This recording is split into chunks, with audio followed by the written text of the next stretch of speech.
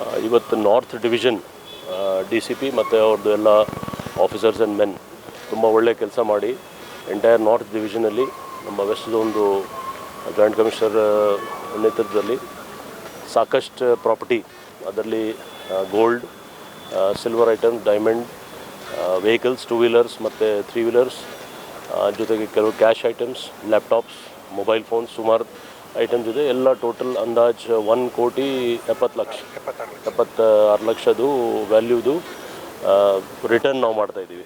ಇದೆಲ್ಲ ಡಿಟೆಕ್ಷನ್ ಆಗಿದೆ. ಹಲವಾರು ಜನ ಇಲ್ಲಿ ಬಂದಿದ್ದಾರೆ. ಅವ್ರಿಗೆ ಎಲ್ಲರಿಗೂ ನಾನು ಕೊಡಲಿಕ್ಕಾಗಿಲ್ಲ, ಬಟ್ ಅವರು ಎಲ್ಲ ನಮ್ಮ ಆಫೀಸರ್ಸಿಗೆ ಕೊಡ್ತಾರೆ. ಅವರು ಸಾಂಕೇತಿಕವಾಗಿ ಕೆಲವರು 10-20 ಜನಕ್ಕೆ ನಾನು ವಾಪಸ್ ಕೊಟ್ಟಿದ್ದೀನಿ. ಇದು ನಮ್ಮ ಪೊಲೀಸ್ ಅವ್ರದ್ದು ಒಳ್ಳೆ ಕೆಲಸದ ಒಂದು ಉದಾಹರಣೆ ಇದೆ. ದಿನನಿತ್ಯ ನಮ್ಮವರು ಹಗಲು ರಾತ್ರಿ ಇಂಥದ್ದು ಕೆಲಸ ಮಾಡ್ತಾಯಿದ್ದಾರೆ. ಅವರು ಪ್ರಿವೆಂಟ್ ಮಾಡಲಿಕ್ಕೆ ತುಂಬ ಕೇಸಸ್ ಕಡಿಮೆ ಆಗಿದೆ.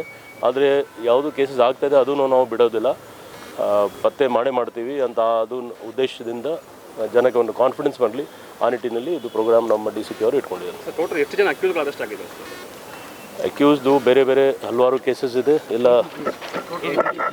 83 ಇವತ್ತು ಇದರಲ್ಲಿ 83 ಇದೆ ಮತ್ತು 75 ಕೇಸ್ ಮತ್ತು 83 ಆರೋಪಿ.